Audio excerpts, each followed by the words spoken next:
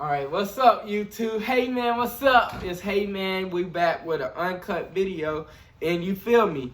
I'm just here telling y'all my recruitment story because I don't want y'all kids messing up just like I did and having to learn the hard way. You feel me?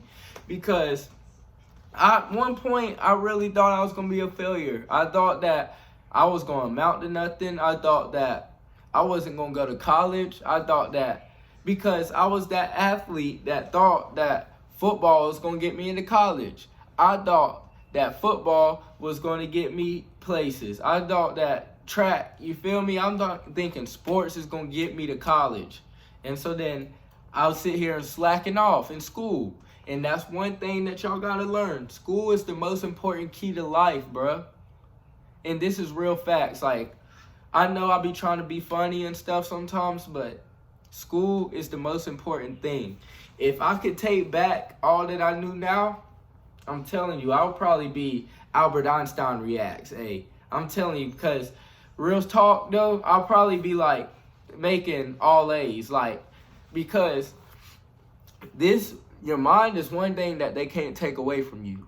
I mean, they can take away your money, they can take away your anything, your looks, they can take away anything.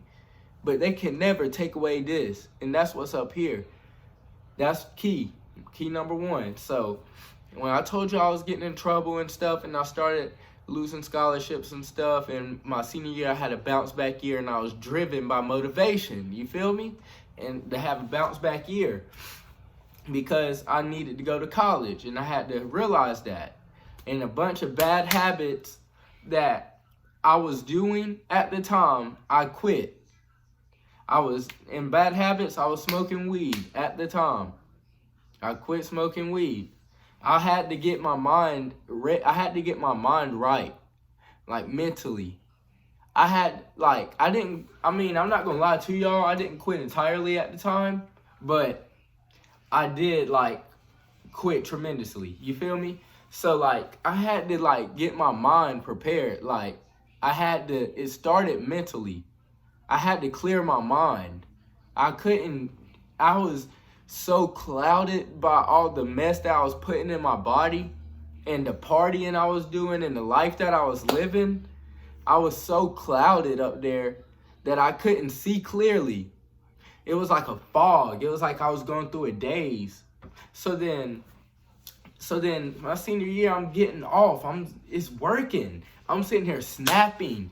The colleges that sit here and left me high and dry my 11th grade year, F them. I didn't even care because I'm sitting here getting colleges looking at me again. I'm getting colleges offering me. I'm getting colleges showing me love. So then we sit here, and this is what solidified the whole thing, that whole season for me. The one offer that I really got excited for, not excited for, but the one, how can I put it to y'all? Because this is an uncut video. Y'all gonna think I'm sounding retarded. But the one moment of that season that had me, that gave me inspiration was when we were playing Ren. Ren was one of the best schools, as y'all could tell in my previous video. If y'all go watch it, please. Ren was supposed to be one of the best teams in the state. But we already smacked that ass once, you feel me? So they were sitting there trying to come back for some revenge. And this time, I'm on edge, because our season is on the line this time, you feel me? So I'm hype, you feel me? I'm lean with it, rock, hey, you feel me? I'm sitting here, you feel me? Pre-game, I'm sitting here loosening a boosie. Hey, excuse my language, mama. Please, excuse my language real quick. I'm sitting here, listen. You want to talk shit? You want to run your mouth? You want some gangsters from your motherfucking house? We'll set that bitch out. Set that bitch out. What? They call me badass, and I'll punish you. Hey, I'm telling you, I'm lit, bro. I got that on my beats, you feel me? But, so I'm sitting here lit, and then I got some Chief Sosa, go to war, go to war. Hey, I'm telling you, I'm sitting here feeling like I'm about to kill somebody each and every game. And that was my alternate personality.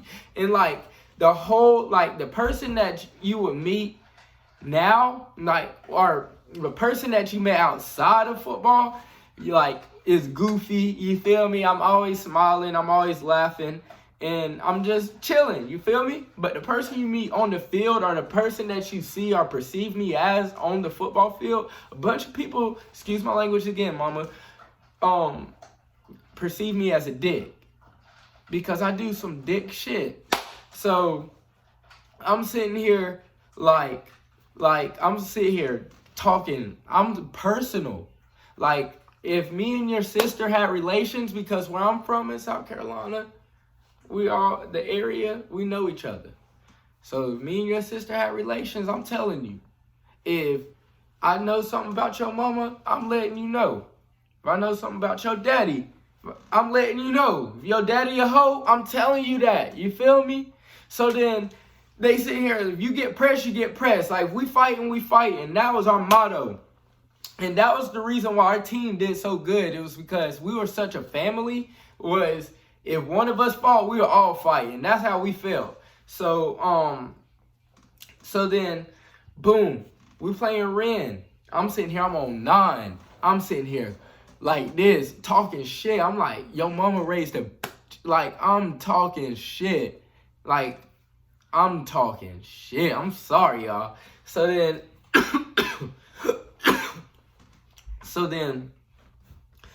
I'm on 9. I'm sitting here making plays. I'm sitting here in their face. I'm sitting here talking my shit.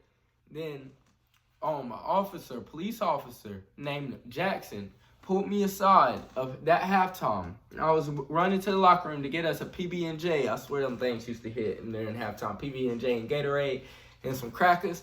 But he pulled me aside and he said, hey, you need to chill doing all. But that's what I used to do every game. And that's what, like, our coach, shout out to Coach Miles. That was my, Coach Miles and Coach Fats. Y'all was my 2 favorite coaches. Y'all held it down. Like, nothing I say in this video against coaches go to y'all too.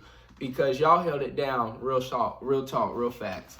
So, Coach Miles had a whole huddle of the game before the 3rd round of the playoffs. He had a whole huddle compilation of things that we don't do because of, like, the refs and the team we're going against, like, so we don't need to do, like, nothing over the top.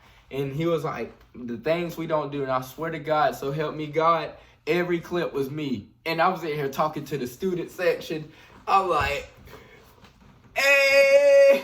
I'm like, talking to the student section. I'm like, what you say? I'm like, pointing out the scoreboard. I'm like, hey, ain't it 56-24? Ain't it? I'm sitting here. When it's 3rd quarter and all the damn home sections leaving, we sitting here waving. Nah, nah, nah, nah. Hey, hey, hey. Goodbye. But that's how we used to talk. So then our coach sitting here, he had a whole compilation of what not to do, and it was all me. So I'm telling y'all, I was on 10. And so then that game, because I used to play with these boys, so like it was personal. So then I'm sitting here snapping though.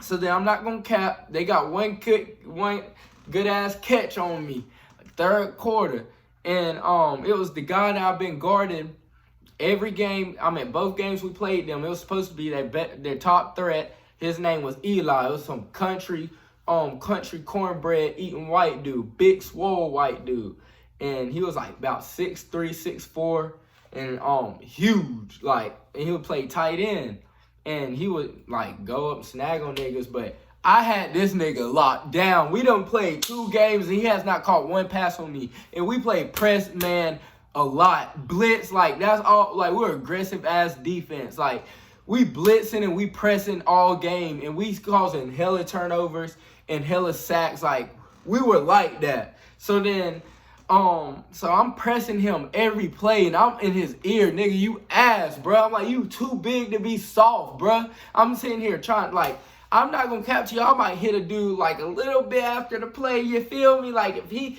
missed the ball, like, if it went through his hands, I'd still, boom, just to show him, like, hey, you feel me? I'm here, nigga. So then he pulled me over in the side. He said, these coaches here to see you, bruh. He said, you need to chill on all that. You need to chill on all that. I said, damn, for real? So I tried to straighten up my act. Then they got that one good-ass catch on that dude. Eli was telling y'all, and it was because like I was there, like I had the ball tipped and everything. He caught the shit on my back like this, and we fell on the sideline like and popped like lucky ass catch. And so then, you know, and it was on their sideline, so everybody was sitting there, Addison, you ass a fuck, nigga. They're like, Addison, they're like, that's why, yeah, you talking all this, man, Addison. I'm like, yeah, I'm like, who? I'm like, what? That's his first catch in 2 games. I'm like, scoreboard, y'all ass as fuck, you feel me? So then, boom, I don't even care at this point. So then they talking too much, so I'm sitting here, but what the officer thought that the coaches gonna like be like, oh, we don't want him, he a hothead. The coaches saw a dog, so that's why they were like, damn, he a dog. So then 3 days later, that Sunday, my mom got a call Sunday morning. He was like, hello, yes, coach. We're here from Wada Wada Wada. We're here to offer you a scholarship. Boom, 3 days later. And I was like, hey, damn, bet, appreciate it. I was like, thank you for the opportunity, bro. And like that. And so I knew I was doing something right. We were lit. So our season ends tragically to Greer. So then this is when your whole, like, you get, like, you've got some offers sent till, like, the end of the season. But unless you're, like, one of them damn 5-star recruits that, like, everybody in the country want, if you, like, just, like, a good player, you feel me? Like, if you're a good player, you still have schools contacting you, like, still wanting you, you feel me? And, hey, so I'm still in the recruitment process. I'm still trying to figure out where I want to go. And, so before signing day, pause. I'm sorry. Rumor on the street. This is not from a good-ass source, and this is not coming from me. This is not somebody's mother told my mom this. So, the TA for my coach, teacher assistant for you dummies, told his mom, and his mom told my mom, that one school came up that was good Division I school, very prestige, you feel me, very good good program, good football program, and very like what can I say? I don't know, has a good what can I say? Has a good I don't know, F it. But boom. So they're very prestige school. So then they come over and they sit here, they like, hey, we want number 8. We like him a lot. We ready to offer him like this, that, and the third. How about my coach tells them, you don't want him. You don't know what type of effort he gonna give you day to day. Nigga, what? How you gonna say that about one of your own players? Like, that year we had like 16 dudes out my senior class signed, 2 colleges, including me. But the thing is, nigga, you don't supposed to tell, like, you, like, people, the more people sign, like, the better it looks for you. Why would you say that? And 2, I gave out my heart, like, my senior year, I gave my hardest. Like, if what you, like, had against me the previous years, my senior year, I gave my heart out to y'all. And I played the whole, all right, and 3, I played the whole playoffs with a broken foot. What effort are you going to talk about? How much more effort can you give them play it? They knew, too. I sit here, I didn't practice all week. And then Friday, I would get a shot in my foot to numb it, and I would go and play. So what are you talking about, effort? So then my mama pissed. She went off. So then my coaches left me high and dry once right before, and all of this happened. This is all leading up around all the same time. So a little before that happened, a little before he told that school that, this is why this was so significant, was because I just received, it was signing day. It was signing week. Like, we were about to be on signing day. It was the week of signing day. And I was supposed to be the first person to sign. I've been figuring out what I want to sign to, where I want to sign. I get a call. They tell me, you're not going to be able to sign. I broke down. I didn't break down crying, but I was so depressed. And I was like, wow. And they said, because I didn't clearinghouse. And I was like, what is NCAA clearinghouse? They sitting here, I'm thinking I had a 2.8 GPA, I'm straight. And this is why I'm saying school is the most important thing, and they can't never take your mind away from you. Because I'm thinking I had a 2.8 GPA, I'm straight. They said, hell nah. You have to have a 2.2 core GPA. And I said, what's a core GPA? I've never even heard of that. This whole time they've been telling me, y'all been saying GPA. I'm thinking GPA. I'm thinking I'm making C's and I got 1 D, I'm straight. No, you not. At the time, it was a 2.2 core GPA. They said math, science, social studies, and foreign language. And those were all 4 of my classes that I had D's and C's in. So I had a 1.7 core GPA, which was way under that 2.2. Even though I scored great on the SAT and ACT, it wasn't enough to get me into college. So all those D1 schools, boom, gone. So that's why when my coach told that school, you don't want him, that's why when my mama went off, that's why it was so significant. Because we was not playing. That's wrong. How you going to do me like that? I done gave my heart out, my soul, and my blood, sweat, and tears to you, nigga? And you going to repay me like this? And not to mention, if y'all watched previously my other videos, I already overcame so many trials and tribulations with them hating niggas that was coaching staff. So it was really just me and my mama that held it down the whole time. And I wouldn't be where I am today if it wasn't for my mama. So then, when I lose a bunch of these schools, and my coach tells that one school that, I'm thinking I have nowhere to go. I'm thinking I'm screwed. I'm thinking really that, I'm thinking like that I'm going to be a failure. I'm thinking, I'm like, where do I need to start working? Do I need to go in the military? I, honest to God, took the ASVAB test to go into the military. I wouldn't even be I wouldn't be the person I am today if I was considered, you feel me? Major hey man? Like, no.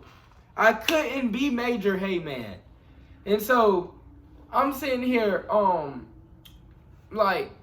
just trying to figure out my other options in life, trying to say, well, I guess the military would pay for my school and all of this. And so then one school reached out and they told me, they said, I actually had like 3 or 4 offers that sat there, but it wasn't for much money. I had they were giving me probably like 18,000, 20,000. I think those 3 schools, they wasn't giving me much because I didn't have no academic money. And so I didn't have no academic scholarship. So they're just giving me football scholarship. I couldn't get no academic financial aid. Like, I couldn't get more financial aid and all this other stuff that I didn't know at the time because of my grades. So those offers wasn't big. So this one school sit here and said, if you do your part, we'll do our part. You don't make below a C for the 4th 9 weeks, we'll do our part. Well, I did make a D in that 4th 9 weeks, but I tried my best, you feel me? And that was math, because that math class, everybody, I swear to God, all 20 of us had an F and RD in that class. Like, we all was failing it. But they sit here and said, just pull out a C. So I did my best, and so help me God that they came through with the offer. And when they came through with the offer, they said, they're like, here you go. I didn't have to pay much. You feel me? I had a blessing, and it was a blessing. I lost out on all those full scholarships, which sucked. I'm telling you, like, sucked. I had full rides, and this is why I'm preaching to y'all. School is key. Because I'm thinking like I'm an athlete. I'm thinking I'm good. I'm thinking I'm going to state for track. I'm good as hell in football. I'm thinking I'm an athlete. Like, I'm thinking like I'm straight. You feel me? I don't need the school. I need to just pass by. You feel me? Just need to pass. I'm just trying to pass each class. But that's what came to bite me at the end. Because after I lost all those full scholarships, because I didn't clear through the NCAA, I had to sit here and try to get what was the back end. I had to get the back end shit. And I had to get the back end money. And that's why I didn't understand. And see, if I, had better grades, that back end money, I could have even still had a full again. Because I was getting so much, because thank God that I was godly talent, like gifted, that people wanted to invest like a lot of football scholarship into me, that if I had a little bit of academic money, I could be on a full ride again. You feel me? Like the tiniest bit, but I was lollygagging. I'm sitting here at school every day chasing girls. I'm sitting here trying to be fly. I mean, y'all can still be fly and swaggy. Don't get me wrong. Be them niggas. You feel me? Don't get me wrong. Have fun. Chase them girls. But it's always a time for that. Because as long as you in school, you don't need to be chasing no girls. I mean, the girls going to see you. If you walking around drippy, the girls going to see you regardless.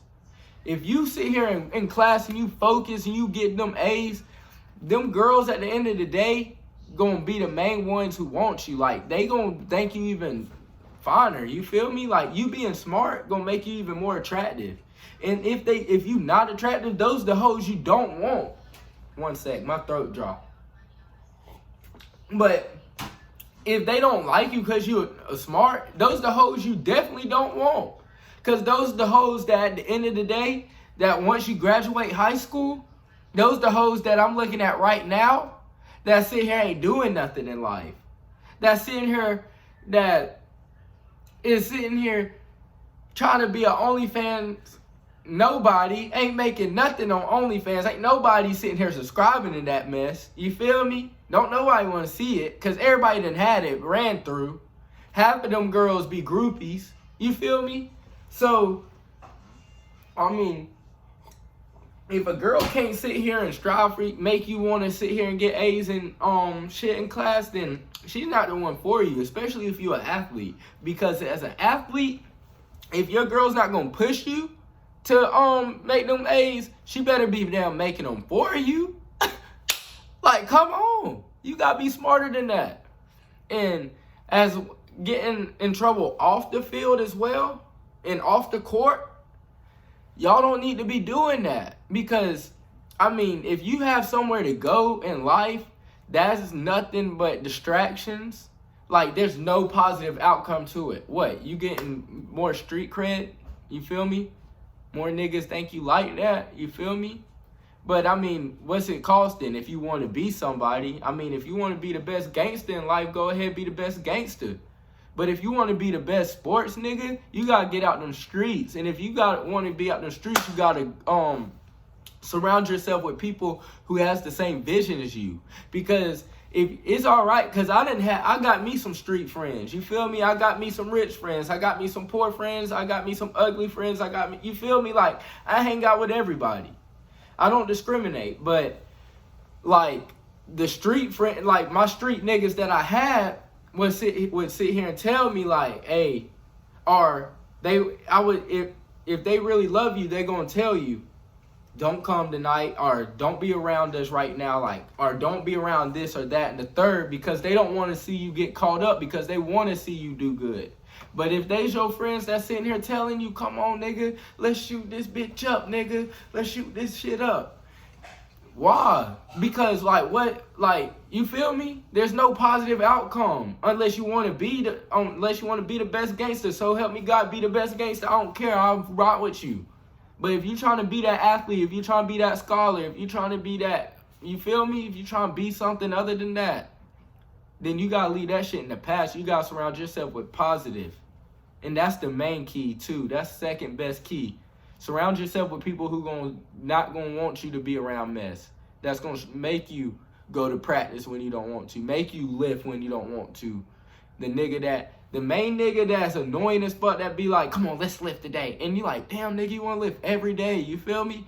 That nigga that's sitting here getting on your nerves is probably one of your best friends, though, because he don't want, and he's like, don't go to that party tonight. They're going to be, you're tripping. Even though he lame, he is looking out the best for you. And I had to realize that the hard way, because the hardest niggas I hung out with that sit here and claim they was down to ride for life and shit and wanted to do all this was the main ones that snitched on me. It was the main ones that folded on me, main ones that told on me. And the niggas that always told me, don't do this, don't do that, you tripping if you do this. If we ever got in something, like just accidentally and got in trouble, he hold it down solid, just like I do. So, I mean, I'm just preaching to y'all. But, hey, I mean, I'm not your daddy. I'm not your mama. I'm just a little old YouTuber. I don't even have enough clout to really influence y'all. You feel me? So, I mean, I've done messed up. If I could take everything back, I'll probably be playing at Clemson right now if I could take everything back. With my God-given gifts, if I actually put the work in off field and tried to be something, then ain't no telling where I could have been. But, hey, that's not for me, though. I have a whole different path, and I'm going to have a whole different future. But if you want to be that athlete and you want to do that, just make sure you do your grades. Make sure you keep positive people around you. Make sure you don't get off your grind. Stay on your grind, nigga. You going to be up soon. Hey, thank y'all for watching this, though. That was my recruitment story, you feel me? I didn't touch too base into it because a bunch of people will get their feelings hurt. But I just need a little bit more clout to not name drop, never. But I just need a little bit more clout to really say what I want to say and, like, expose the corruptness. But, hey, until I get them likes and subscribes, then I can't really do that. You feel me? But thank y'all for watching the video. Peace.